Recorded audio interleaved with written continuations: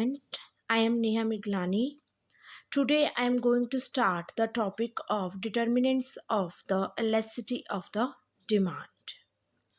In my previous videos, I have already discussed what is the elasticity of demand, what are the types of the elasticity of the demand, and what are the degrees of the price of the elasticity of the demand. Now, in my today lecture, I am just going to cover the determinants of the elasticity of the demand. Starting my videos, I just want to say that just get enrolled yourself in the Vagar Education Hub and you can get most reliable data for your net preparation on the topics or on the subjects on commerce, management, education, HRM, economics, English, home science, law, psychology, environmental science, computer application, library science, political science, sociology, philosophy, physical education. And you can also get the sample PDFs from the Vagar Education Hub. And for any query, you can call on the number which are given on the screen. Previous video, I have already discussed the degrees of the price elasticity of the demand. There are 5 types of degrees of the price elasticity of the demand: perfectly elastic demand, perfectly inelastic demand, relatively elastic demand, relatively inelastic demand, unitary elastic demand. Perfectly elastic demand says that if there is a price same, you can buy more or less commodity. And in the perfectly elastic demand, in elastic demand, your demand will be remain same whether the prices increases or decreases, and which is denoted as ep is equal to 0. And in relatively elastic demand, price change less but your demand change more, and it is denoted as ep greater than 1. And in relatively inelastic demand, prices change more but your demand change yet show less number of changes, which is denoted as ep less than 1. And unity elastic demand, your prices change at as the same level change shown on the demand. Means if the prices increases by 10%, your demand will be decreases by 10%, which is denoted as ep equal to 1. So there is a combined figure of the price elasticity of the demand, which is shown and been explained in my previous video. And this is also a complete diagram, complete price elasticity demand degrees, in which perfectly elastic demand is equal to horizontal. It is also called horizontal.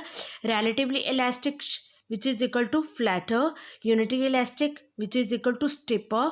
Relatively inelastic, more stiffer. Perfectly inelastic, vertical. मतलब इसका कहने का मतलब क्या है कि ये जो डायग्राम्स, ये जो कर्व्स की पोजीशंस हैं, इनको हम इन नाम से भी जानते हैं. It's very important for the examination purpose. Now this type of electricities कैसे कैसे गुड्स में आती है. जो परफेक्टली इलास्टिक है, इसकी कोई प्रैक्टिकल इम्पॉर्टेंस नहीं है, ये बहुत ही रेयर यूज़ होता है. जो रिलेटिवली इलास्टिक्स है, ज़्यादातर लग्जरी गुड्स में या गुड्स हैविंग क्लोज सब्सिट्यूट, या फिर जिनकी क्लोज सब्सिट्यूट्स हैं उनमें ये चीज़ें शो होती हैं. यूनिटरी इलास्टिक, इसके लिए कोई स्पेसिफिक गुड्स नहीं है.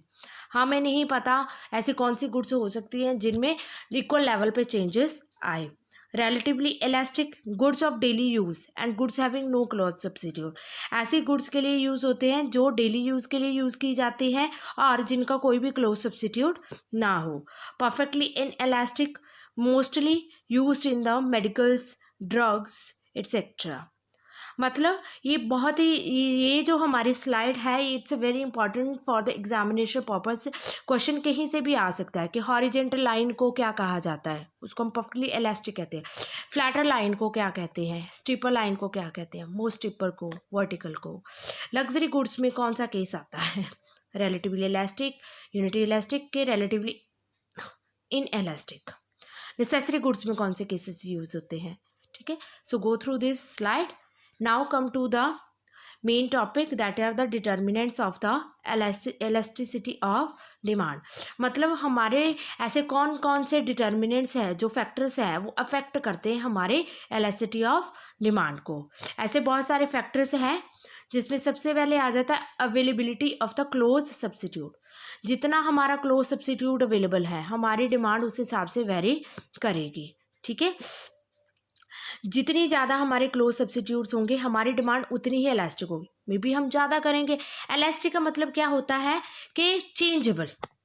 डिमांड हमारी चेंजेबल कब होती है? जितने ज़्यादा सब्स्टिट्यूट अवेलेबल होंगे. टी का सब्स्टिट्यूट कॉफ़ी अवेलेबल है, कॉफ़ी अवेलेबल है तो मतलब टी की डिमांड जो है वो इलास्टिक रहती है. कभी बढ़ भी सकती है, कभी कम भी हो सकती है प्राइसेस बढ़ने में, कभी नहीं भी हो सकती है, क्योंकि उसका क्लोज सब्स्टिट्यूट हमारे पास अवेलेबल होता है. तो डिटर्मिनेंट्स में हम बेसिकली क्या चीज़ डिस्कस करते हैं?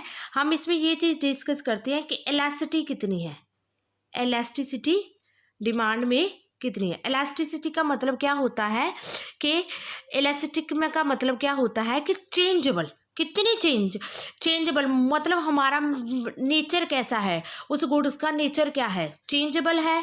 डिमांड कभी कम भी होती है, ज़्यादा भी हो सकती है, नहीं भी हो सकती है, मतलब कोई भी चेंजेबल नेचर में हो. तो जितने ज़्यादा क्लोज सब्स्टिट्यूट हमारी डिमांड के अवेलेबल होंगे, कमोडिटी के अवेलेबल होंगे, उतने ही ज़्यादा डिमांड उस प्रोडक्ट की इलास्टिक होगी. ठीक है. तो इस एग्जाम्पल में आ जाता है, इसमें एक एग्जाम्पल कंसिडर की गई है.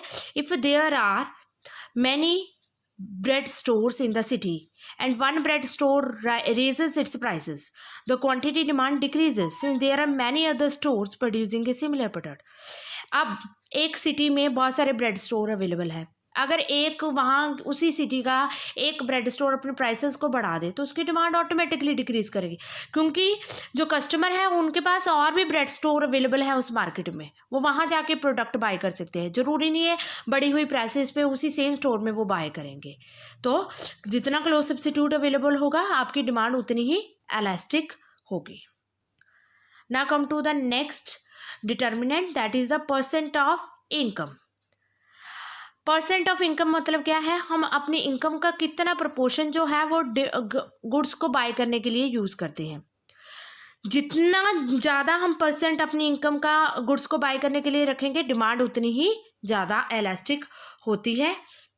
जितनी ग्रेटर परसेंट हम इनकम का रखेंगे हमारी जो मोर इलास्टिक डिमांड होगी, और अगर कम रखेंगे तो लेस इलास्टिक होगी. ऑब्वियसली पैसे ज़्यादा होंगे हमारे पास, इनकम सोर्स हमारे पास ज़्यादा होगा, अमाउंट हमारे पास पहले 5,000 थी अब हमारे पास 10,000 है, तो हम और भी ज़्यादा फ्लेक्सिबल होंगे अपनी प्रोडक्ट की डिमांड के लिए.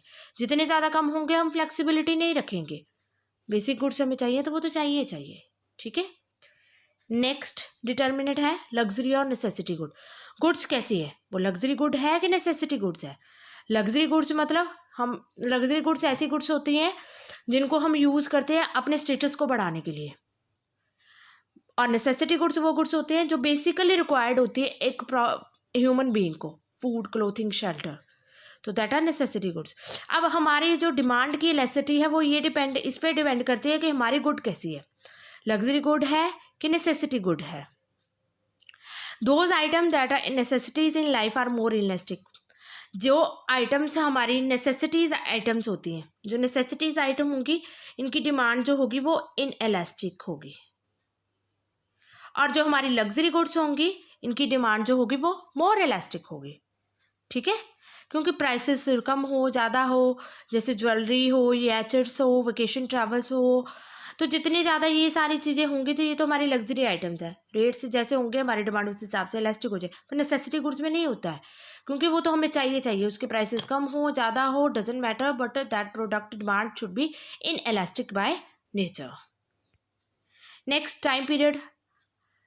टाइम पीरियड मतलब टाइम पीरियड कैसा है, लॉन्गर पीरियड है कि शॉर्टर पीरियड है.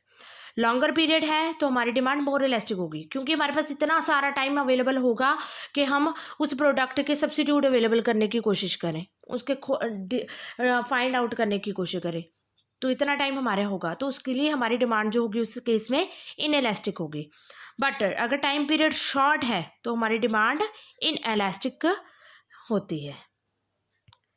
Next market definition. कि मार्केट डेफिनेशन कैसी है। मार्केट डेफिनेशन में क्या आ जाता है, if there is a single gas station in the town, अगर एक सिंगल स्टेशन ही गैस स्टेशन है तो अगर वो प्राइसेस बढ़ा रहा है, ठीक है, तो डिमांड इनएलास्टिक होगी, क्योंकि सिंगल है तो जाना तो वहीं पे ही है, प्रोडक्ट तो हमने वहीं से ही बाय करना है, ठीक है।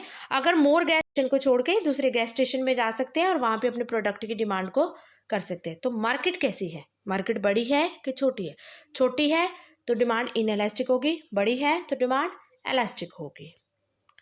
So these are the determinants. Now come to the practically importance. हमारे जो प्राइस इलास्टिसिटी ऑफ डिमांड की प्रैक्टिकल इंपॉर्टेंस क्या है, ये हमारी प्रैक्टिकली कितना एप्लीकेबल है जो हम ये डिग्रीज पढ़ रहे हैं। So these are the very importance. First importance है इसकी, the concept is helpful in taking business decision. देखो बिजनेस डिसीजन हमने लेना है कि कितना प्रोडक्ट हमने बनाना है, कितना प्राइस लेवल रखना है, ये सारी चीज़ें हमें हमारी डिमांड से पता चलेगा प्रोडक्ट की।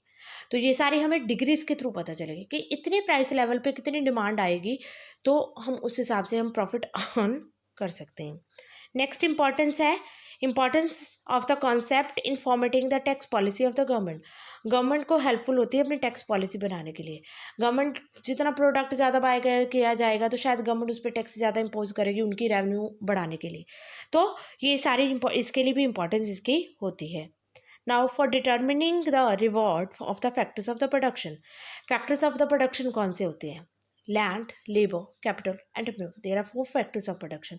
अब उनके रिवॉर्ड, उनकी प्राइसेस को डिसाइड करने के लिए भी हमें प्रोडक्ट की प्राइसेस और डिमांड का पता होना चाहिए।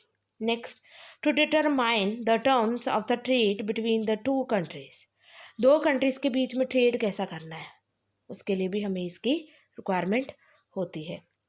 नेक्स्ट डिटर्मिनेंट है determination of the rates on the foreign exchange. Foreign exchange, import policy कैसी है, एक्सपोर्ट कैसा है, आईएमएफ कैसी है, और सभी चीज़ों को डिसाइड करने के लिए हमें इसकी ज़रूरत होती है।